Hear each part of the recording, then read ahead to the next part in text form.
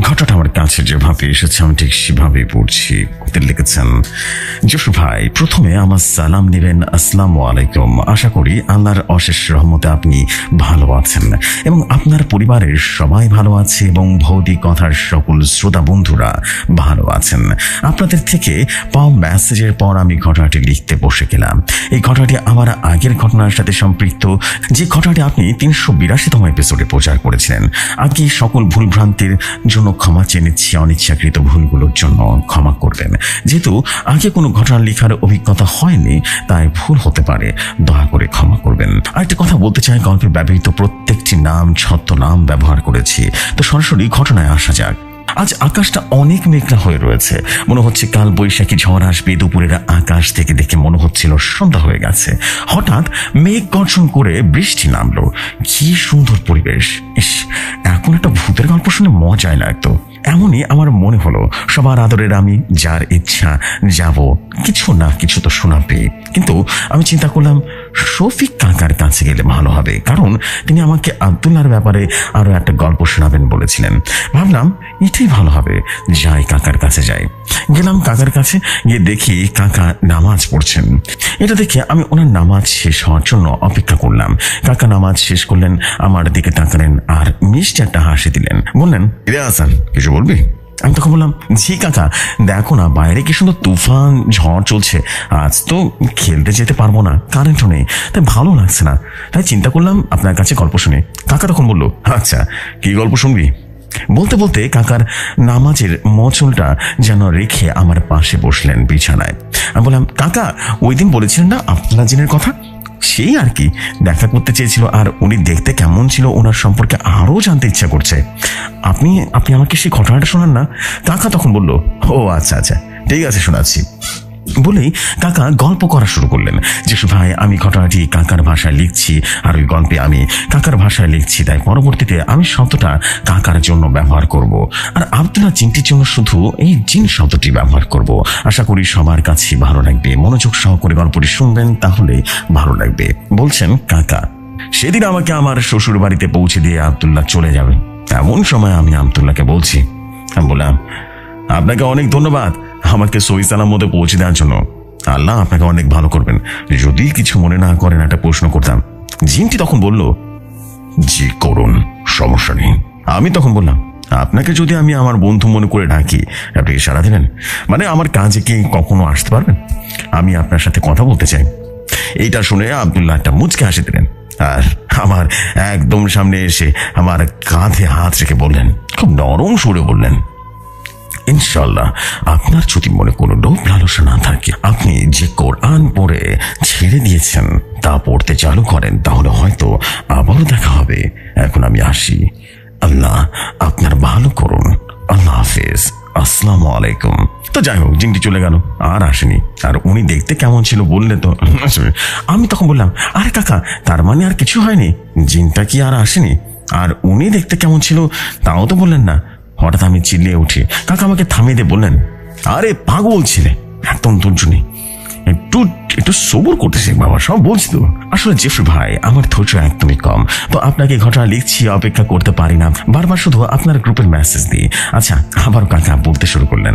বলছেন, কাকা জানিস হাসান, সেদিন ঝর্ণার দিকে থেকে আমার শ্বশুর বাড়ি পর্যন্ত 4 কিলোমিটার রাস্তা আমি আব্দুল্লাহর সাথে মাত্র কয়েক মিনিটে চলে এসেছিলাম।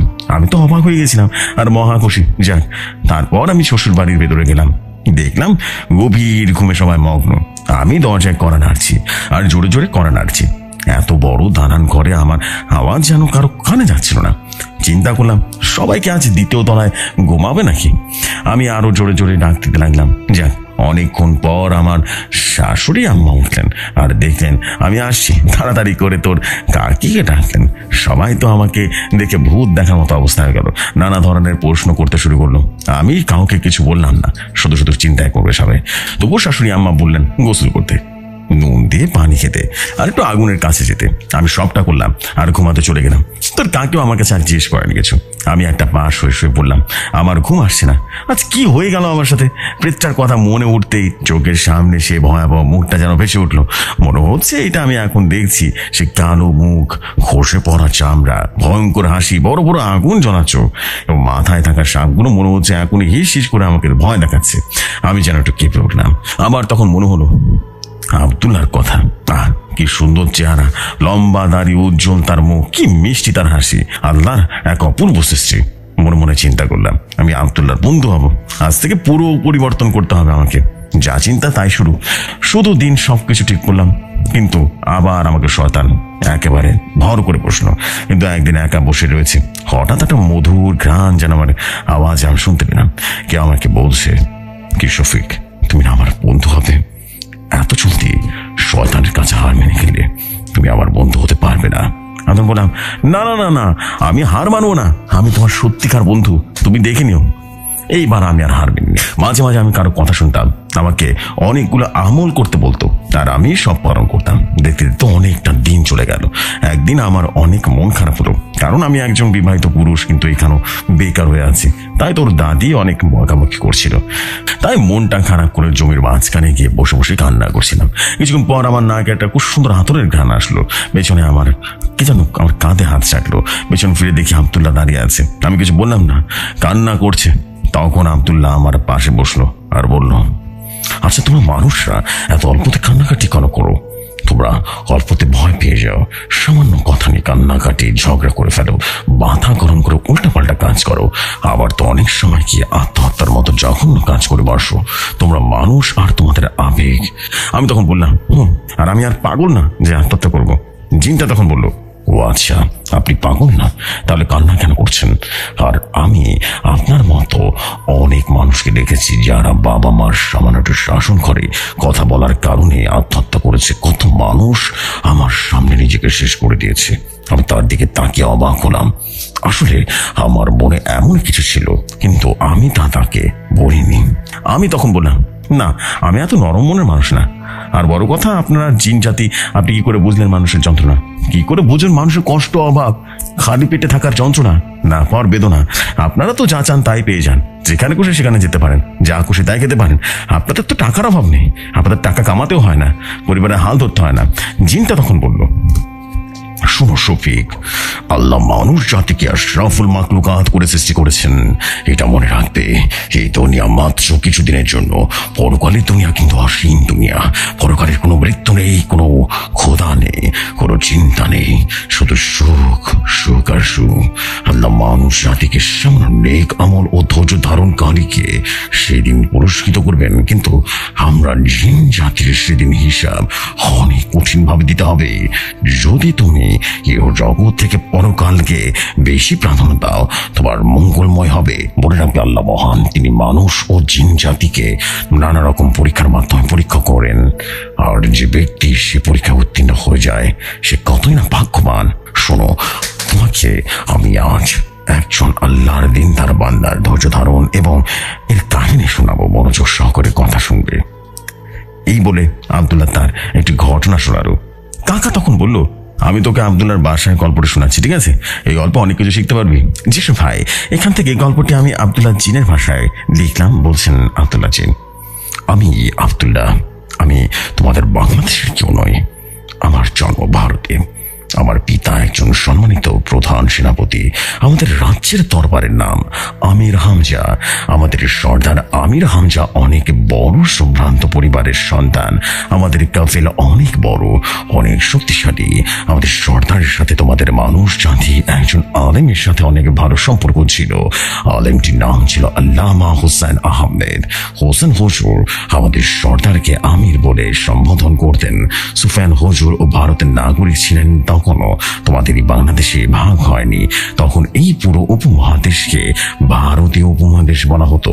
তো এক সময় হোসেন হুজুরকে তোমাদের এই বাংলায় ইসলাম প্রচারের উদ্দেশ্যে পাঠানো হয়েছিল।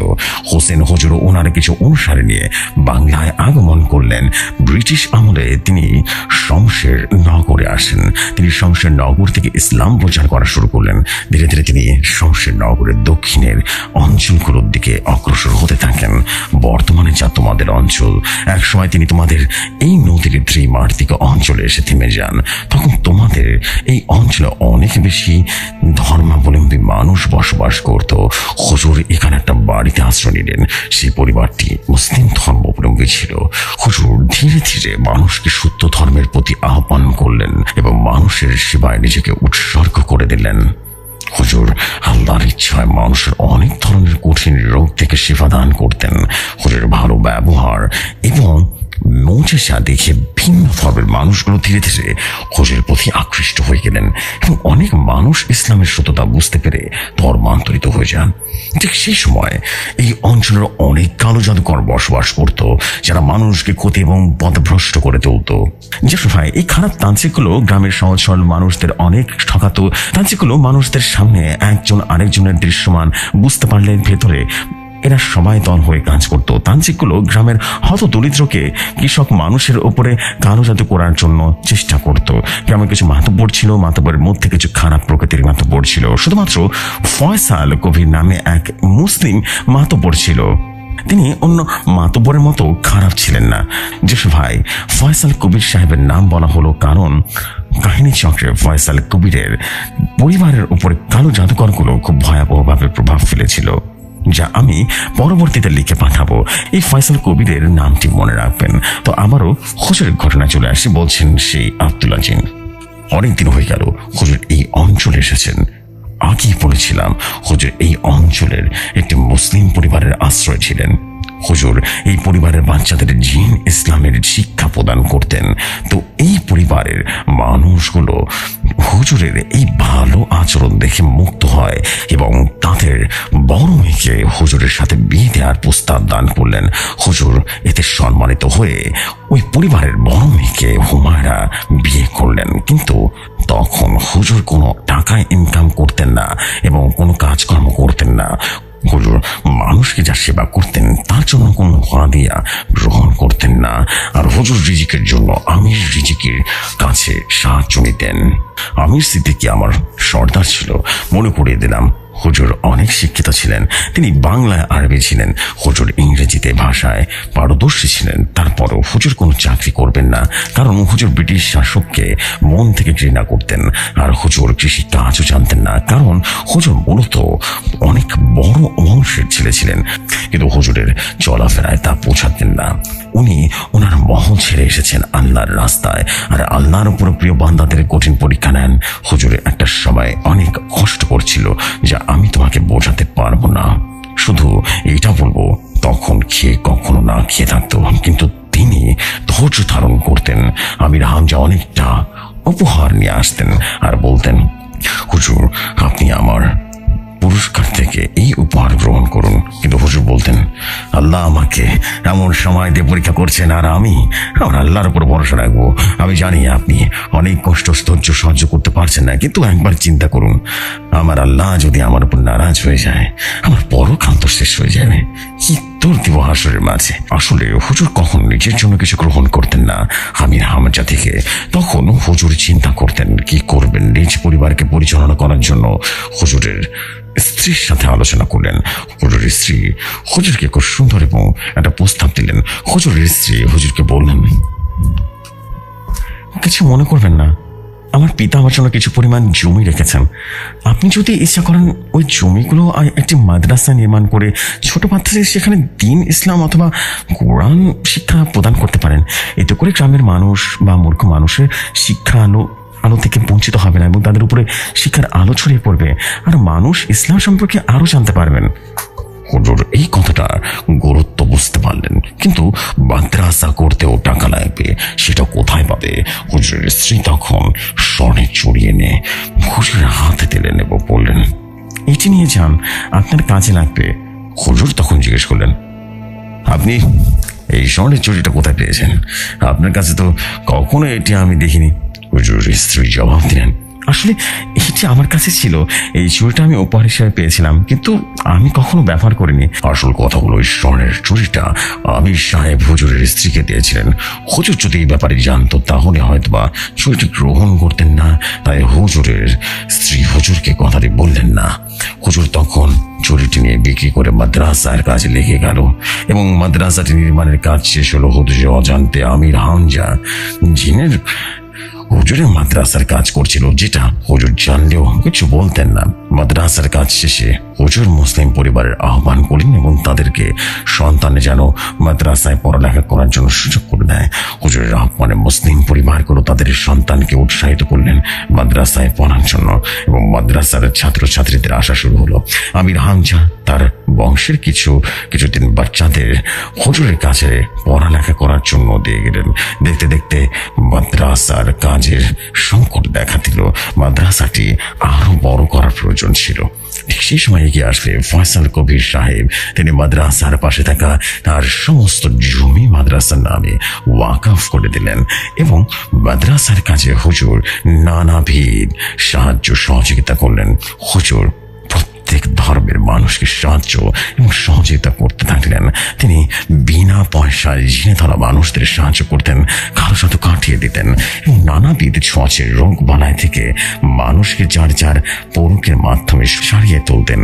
সেই এলাকার মানুষ ধীরে ধীরে সচেতন হতে থাকলো এবং কালো জাদুকরের কাছ থেকে মুখ ফিরিয়ে নিল। অনেকে তখন কালো জাদুকরদের কাছে যাওয়া বন্ধ করে দিল। এতে করে কালো জাদুকরের ব্যবসার ব্যাঘাত করতে শুরু করলো। আর কালো জাদুকররা বুঝতে পারলো এই হুজুরকে যদি থামানো না যায় তাহলে তাদের অস্তিত্ব বিলীন হয়ে যাবে।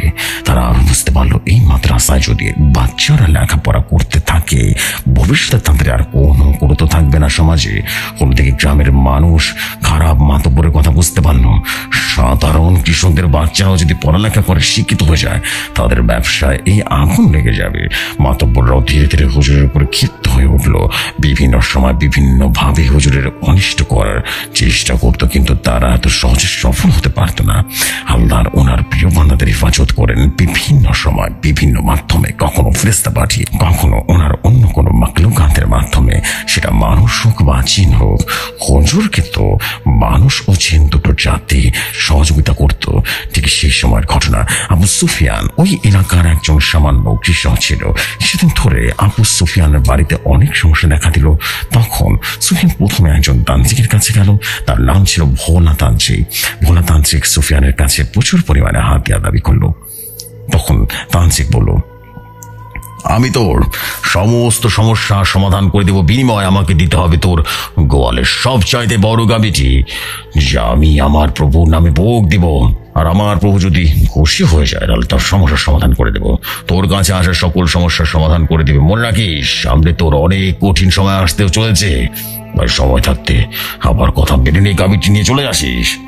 আমি আমার প্রভুর কাছে তোর জন্য প্রার্থনা করব, আর তিনি আমার প্রার্থনা কবুল করবেন। যা, এখন চলে যা। অমাবস্যার দিন গাভীটা নিয়ে আসবি কিন্তু। আবু সুফিয়ান তখন চিন্তায় পড়ে গেল। সে কি করবে?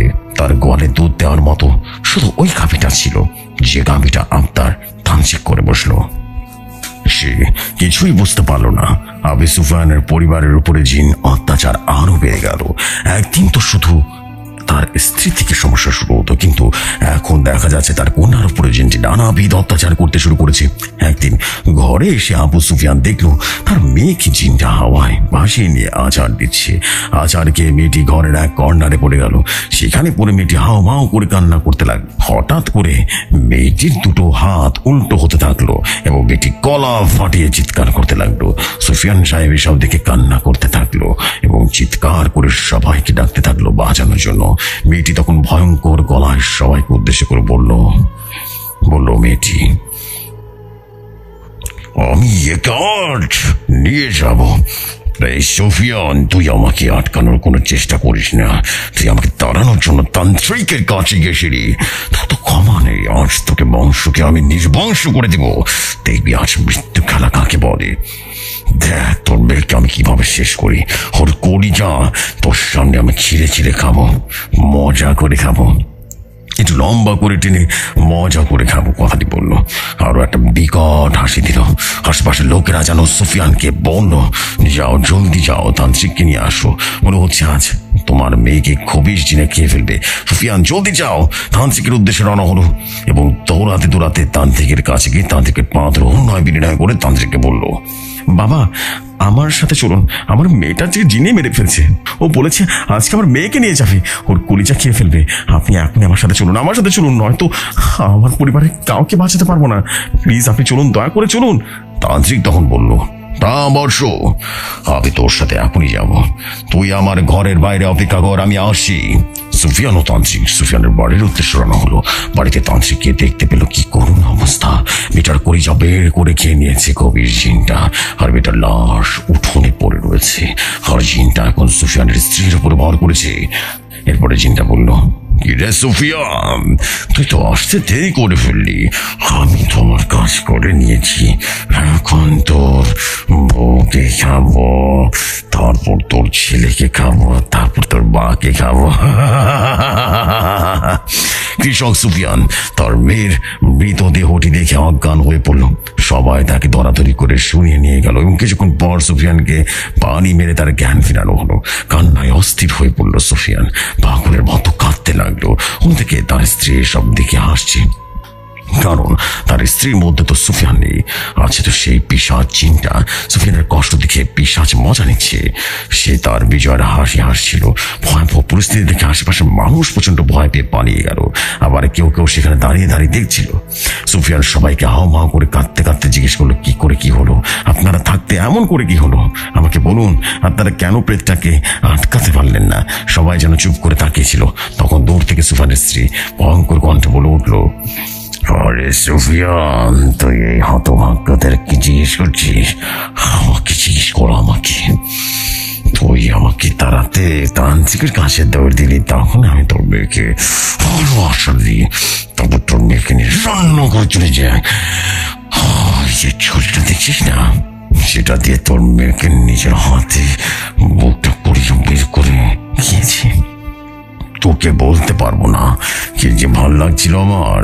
তারপর তোর মেয়ের শরীর থেকে বের করে নিয়ে তোর স্ত্রী ঢুকেছে তোর স্ত্রীর শরীরে, বুঝলি? তারপর তোর স্ত্রীকে নিয়ে তোর মেয়েকে করে হাতে নিয়ে মজা করে খেতে থাকছি।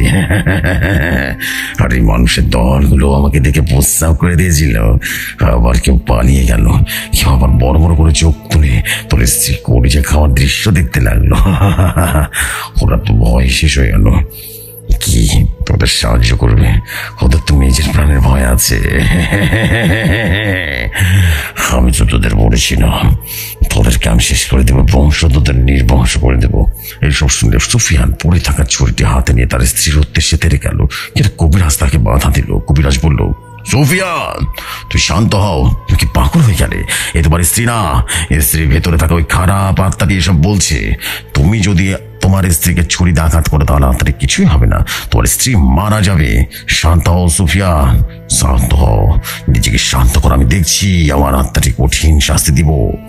তখন সুফিয়ানের স্ত্রী বলতে লাগলো, কি রে ভোলানাথ তান্ত্রিক, তুই আমাকে শাস্তি দিবি? ভালো চাস তুই নিজের প্রাণে, পাঁচ এখান থেকে চলে যা, আমার কাছে বাধা দিবি, আমি তোকে কিন্তু ছাড়বো না, তোর বংশকে নির্বংশ করে দেব, ধ্বংস করে দেব, তোর কলিজা দিয়ে আমি নাস্তা করবো, তোর রক্ত দিয়ে আমি গোসল করবো।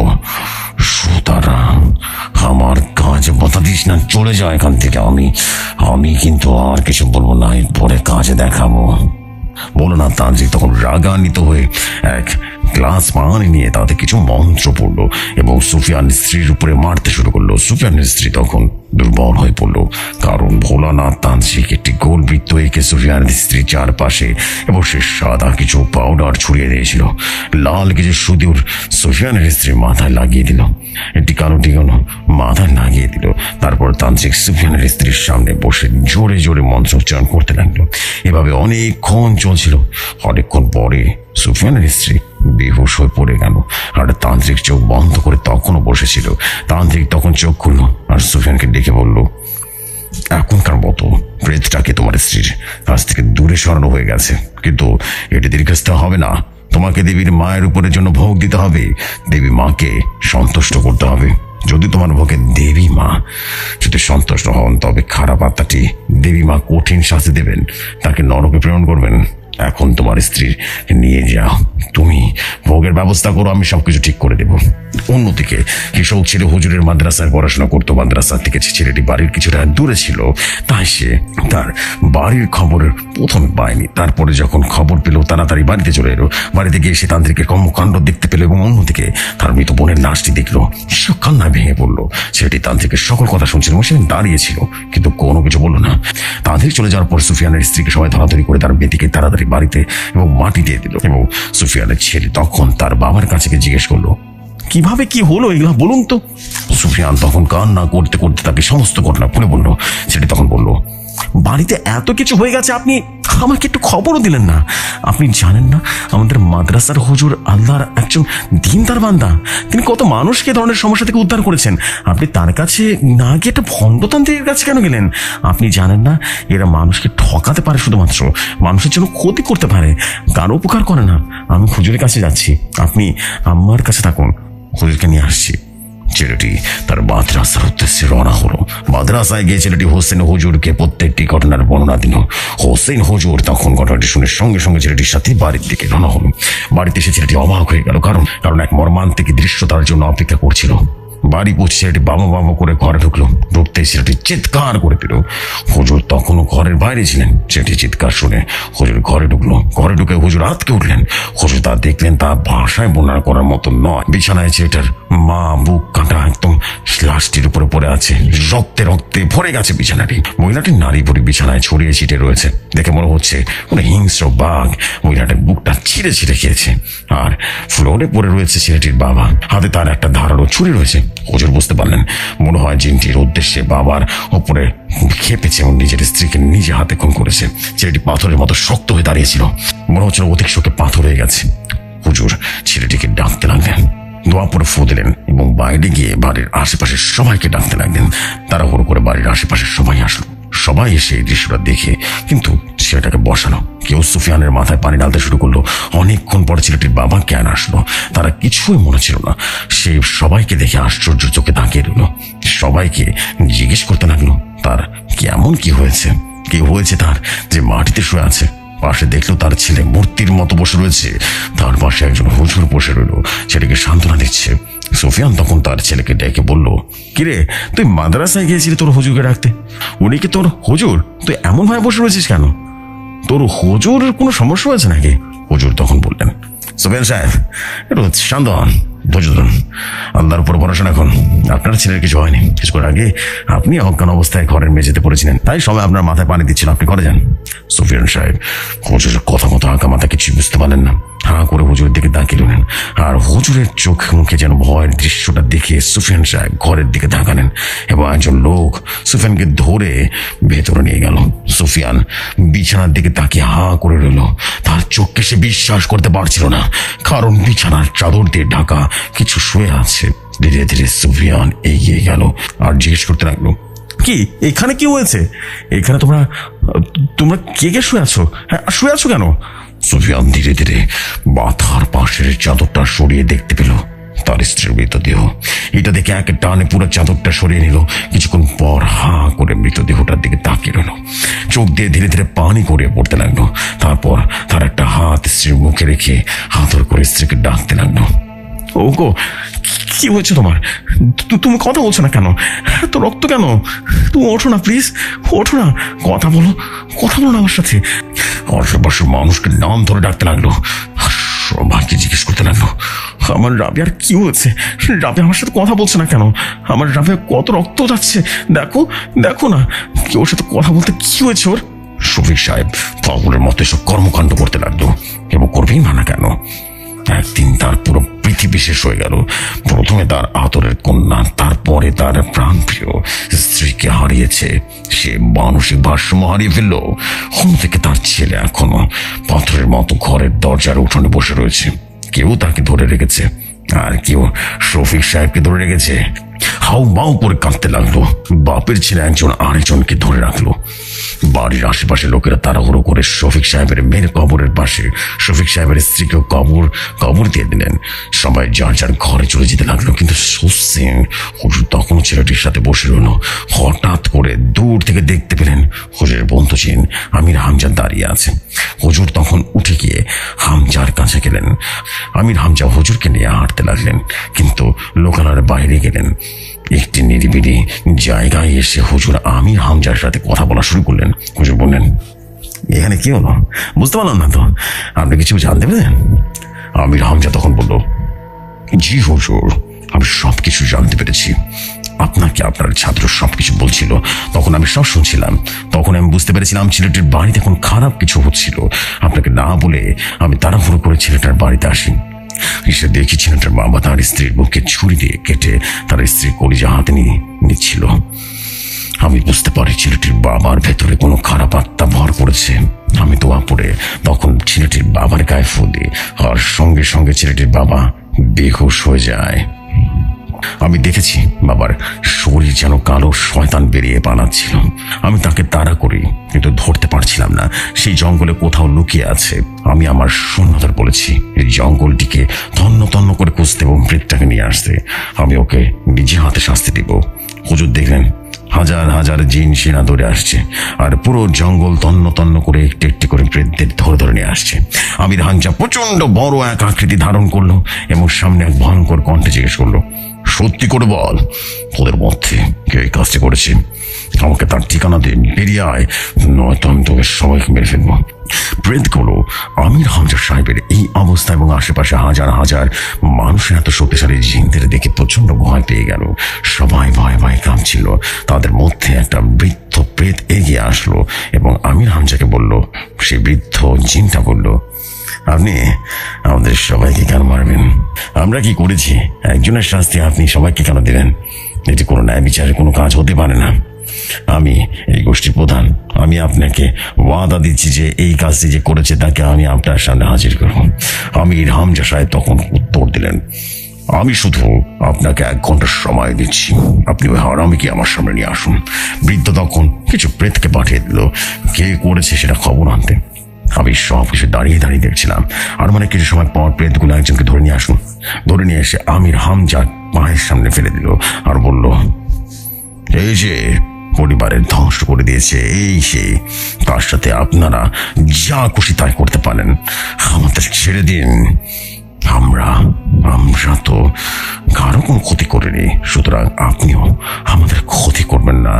আমির হামজা তখন প্রেতটির মুখ থেকে সবকিছু শুনলেন। দেখে মনে হলো এটি সেই প্রেত হতে পারে। আমির সাহেব ওনার জিনদের আদেশ দিল তাকে বন্দি করে নিয়ে আসতে। জিনরা তাই করলো, প্রেতটাকে বন্দি করে দিল। আমির সাহেব জিজ্ঞেস করলেন, তুই কেন এসব করেছিলিস? আমাকে সত্যি করে বল। তোর তো নিজ থেকে মানুষের ক্ষতি করিস না, এটা নিজ থেকে কেন করেছিস? নাকি তোকে কেউ পড়িয়েছে? সত্যি করে বল, না হলে আমি তোকে মারবো না। তা আমাকে সত্যিটা বল। প্রেতগুলো প্রথমে আমির হামজাকে দেখে ভয় পেয়ে গেল, কি করবে সেটা বুঝতে পারছিল না। এরপর সত্য কথা বলে ফেললো। প্রেতটা বলল, না, আমি নিজ থেকে এই কাজ করিনি, পরিবারের উপরে পাঠানো হয়েছে। বিশ্বাস করুন, আমি নিজ থেকে কিছু করিনি, আমাকে যা বলা হয়েছিল আমি তাই করেছি। আমির হামজা তখন জিজ্ঞেস করলো, তাহলে বল কে তোকে সব করতে পাঠিয়েছে আর কেন পাঠিয়েছে? সব কিছু বল, সব সত্যটা বলবি। তুই ভালো করে জানিস আমি যদি মিথ্যা শুনি মৃত্যু কিন্তু ভয়াবহ হবে তোর। এরপর সে প্রেতটা আমার জিনটা বলে উঠলো, আমি সব সত্যি বলছি, দয়া করে আমাকে কষ্ট দেবেন না, আমি সব বলবো। আসলে আমাকে চালান করা হয়েছে কৃষকের বেটির উপরে।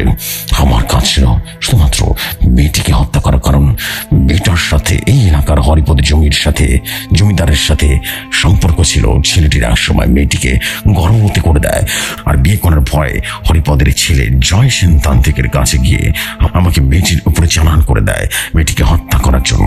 আর আমি তাই করেছিলাম। তারপর ভোলা তান্ত্রিক আমাকে তার মন্ত্রজালে আটকে ফেলে, আর আমাকে তার মনের মধ্যে বলে সে আমাকে আরো একটি ভোগ দিবে। আমিও যেন এই পরিবারকে ছেড়ে না যাই, আমি যেন এখানে আরো কিছুদিন অবস্থান করি। তাহলে সে তার কাঙ্ক্ষিত কৃষকদের বড় দুধের গাভীটি পাবে। সে ওই গাভীটি তার মায়ের উদ্দেশ্যে ভোগ দিবে। আমি তার রাজি হয়ে গেলাম। যদি না করতাম তাহলে আমাকে মেরে ফেলতো। তাই আমি এই বাড়িতে তখনও ছিলাম। তান্ত্রিক চলে যাচ্ছিল, হঠাৎ করে দেখি ছেলেটি তার বাবাকে হোসেন হুজুরের কথা বললো। আমি বুঝতে পারলাম তান্ত্রিকের সমস্ত চক্রান্ত ফাঁস হয়ে যাবে। তাড়াহুড়ো করে তান্ত্রিকের কাছে গিয়ে খবরটি জানলাম। তান্ত্রিক খবরটি শুনে রাগে আমার আদেশ দিল, আমি যেন কৃষক আর কৃষকের স্ত্রীকে হত্যা করি, আর সুযোগ বসে ওই ছেলেটিকেও হত্যা করে ফেলি, তাহলে সে আমাকে অনেক ভোগ দিবে। আমিও রাজি হয়ে গেলাম। তাড়াহুড়ো করে কৃষকের ভেতরে প্রবেশ করলাম, ছুরি দিয়ে কৃষকের স্ত্রীকে হত্যা করলাম। তারপর হঠাৎ আপনি এসে আমাকে আঘাত করলেন, আর আমি ভয় পেয়ে পালিয়ে গেলাম। তারপর আমির হামজা সাহেব আদেশ দিলেন প্রেতটাকে বন্দি করতে, আর সেটাই করা হলো। এরপর আমির হামজা আমার কাছে আসলেন এবং বললেন, আপনি তো সবকিছু শুনলেন হুজুর, এখন আপনি বলুন কি করতে হবে।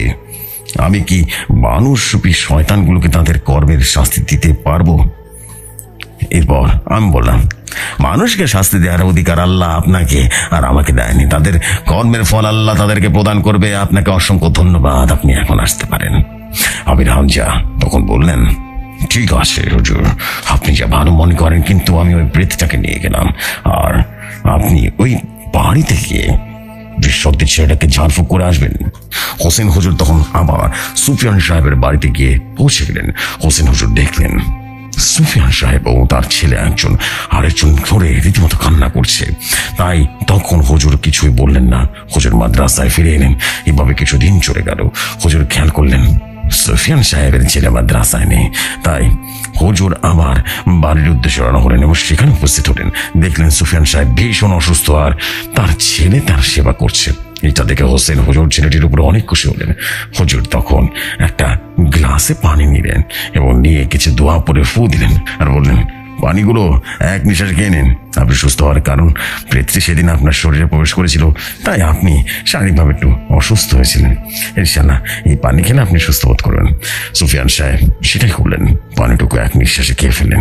কিছুক্ষণ মধ্যে সুফিয়ান সাহেব সুস্থ বোধ করলেন আর হুজুরের সাথে কথা বলা শুরু করলেন। এরপর সুফিয়ান সাহেব বললেন, হুজুর, আমার পরিবারের সাথে কি হয়ে গেল আপনি কিছু জানেন না, নাকি আপনি আমাকে কিছু লুকাচ্ছেন?